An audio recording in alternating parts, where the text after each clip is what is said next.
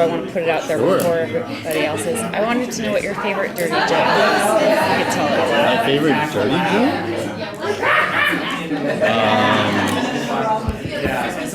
Gosh, well, I can't even remember.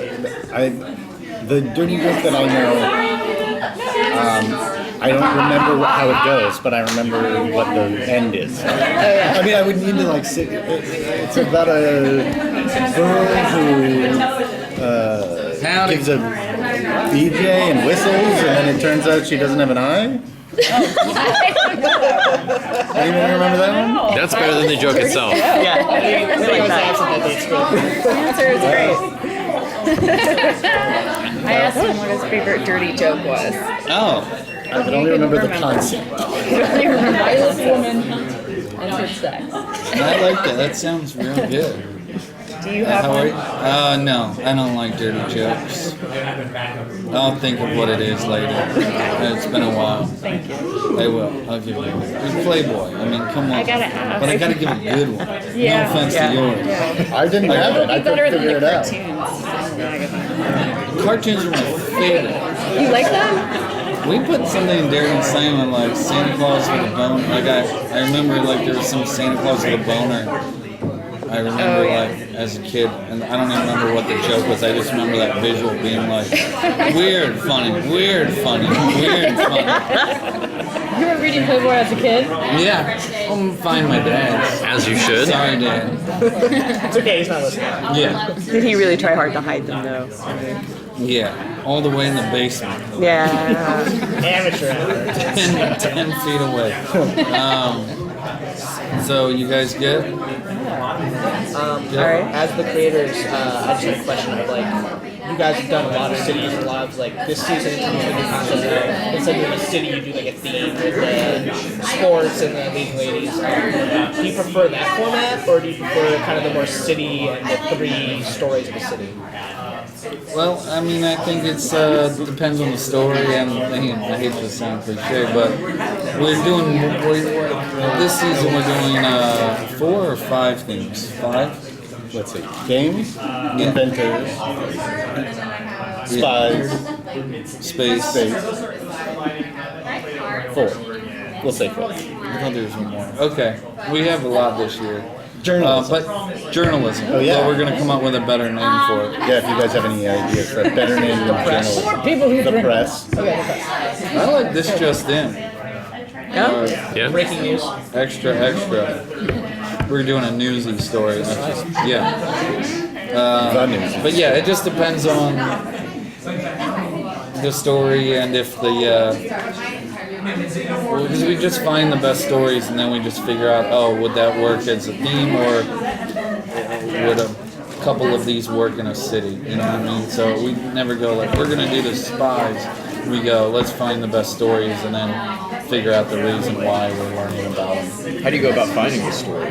We have a team of researchers that work for about 2 months before we start working with the narrators and letting them learn what we found. Yeah. And we've been collecting stories over the years, and people have come to us and said that they wanted to tell stories.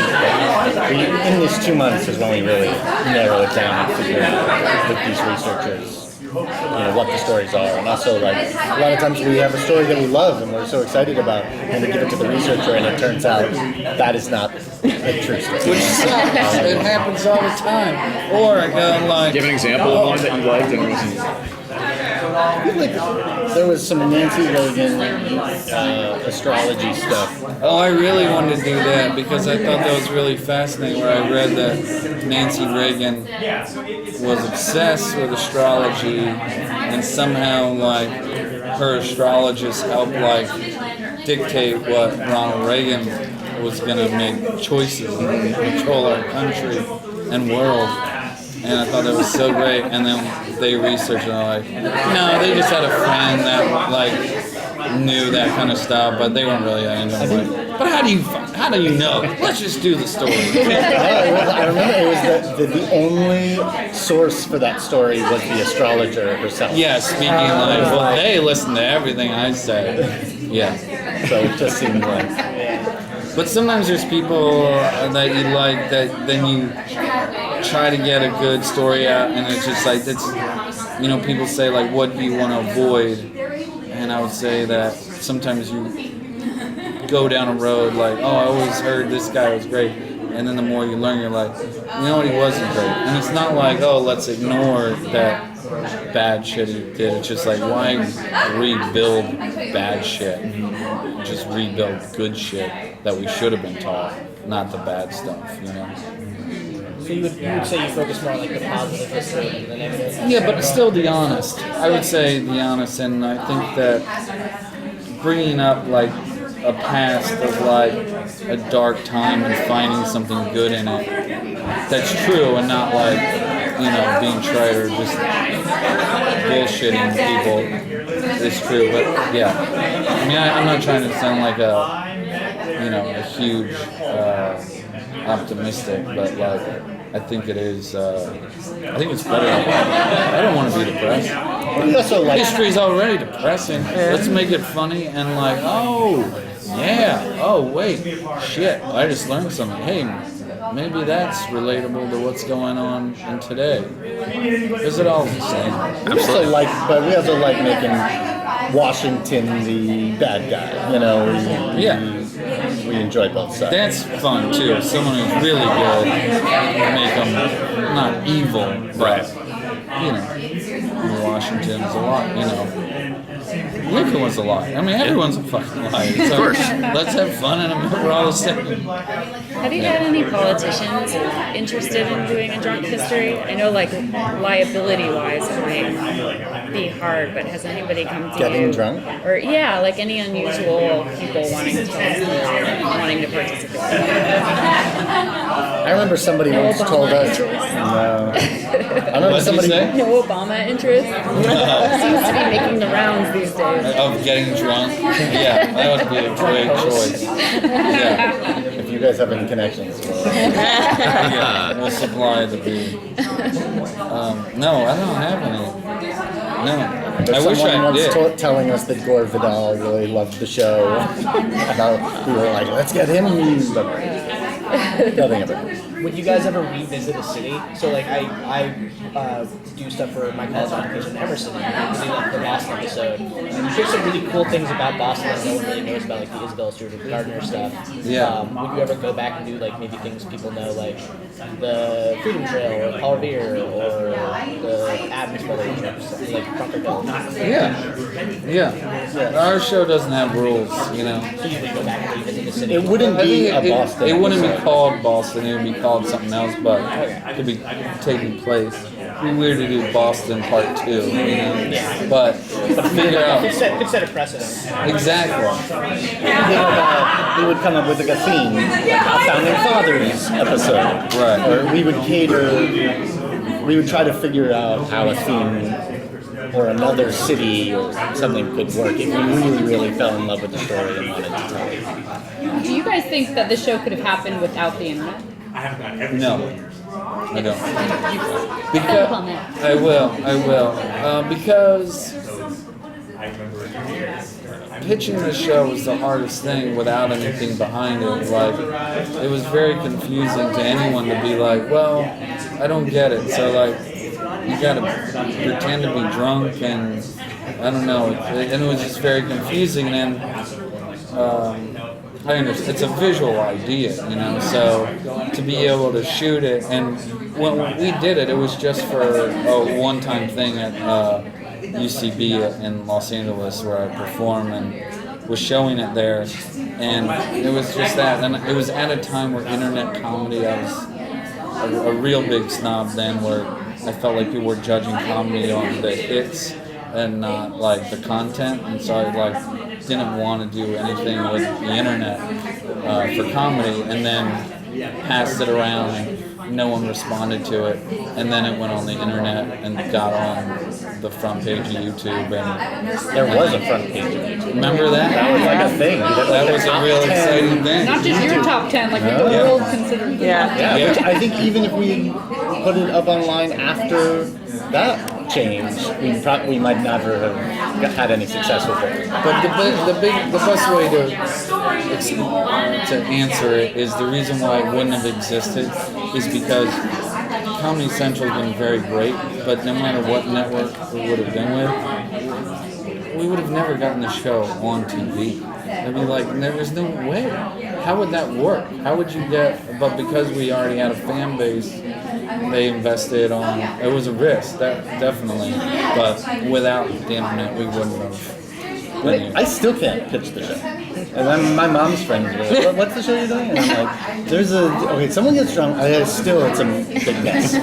So Yeah, but you guys have proved that you have appeal to the masses, and you proved that not through ratings or through some person being like, I believe in you, but because what you made appealed to so many people. It's a blend of highbrow and lowbrow.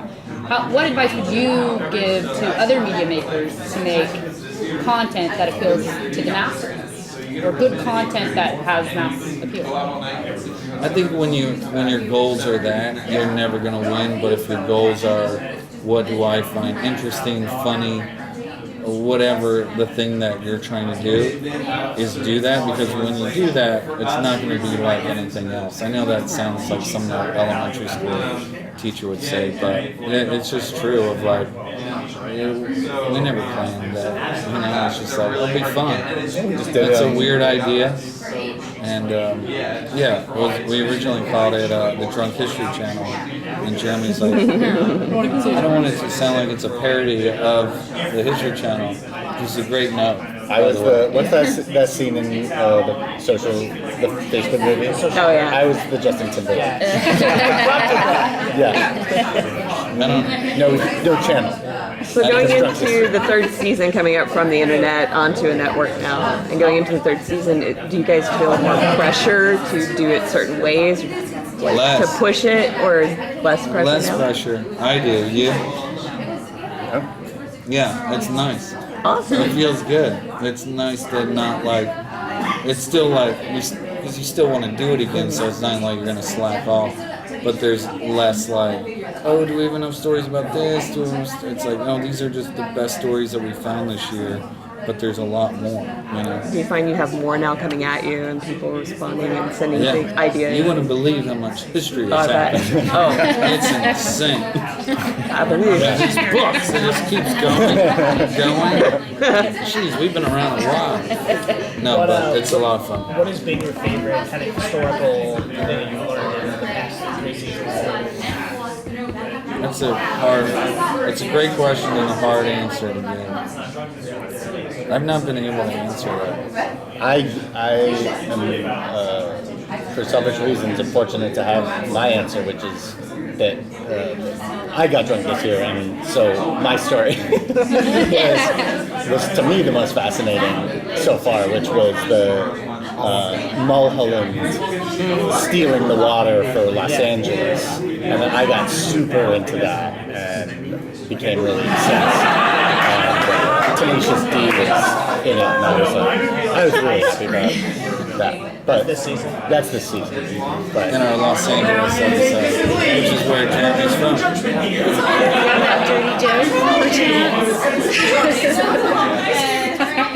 My mom's gonna be real proud of me, but my brother's gonna be real ashamed of me. I think of one.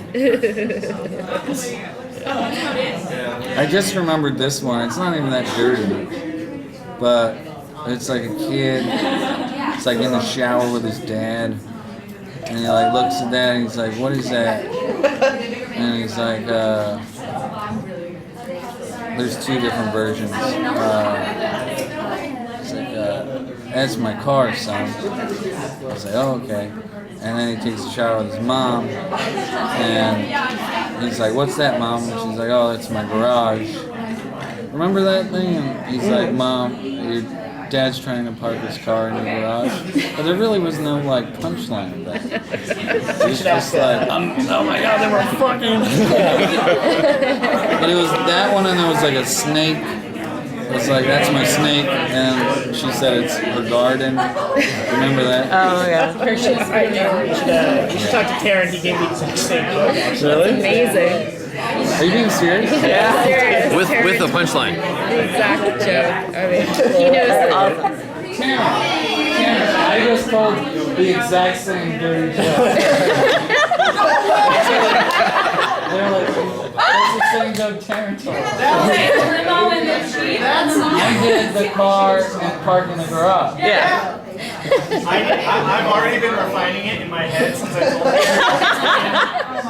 Like a decade and a half. It's so funny. I remember Snake in the Garden. Snake in the garden. Yeah. My Jeep's already in there. Sorry,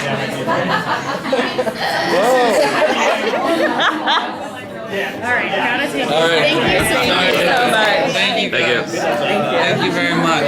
Thank you. Thank you. That'll be a good combo, Derek. Absolutely. Good button to end on. Mix those two together. Nice button.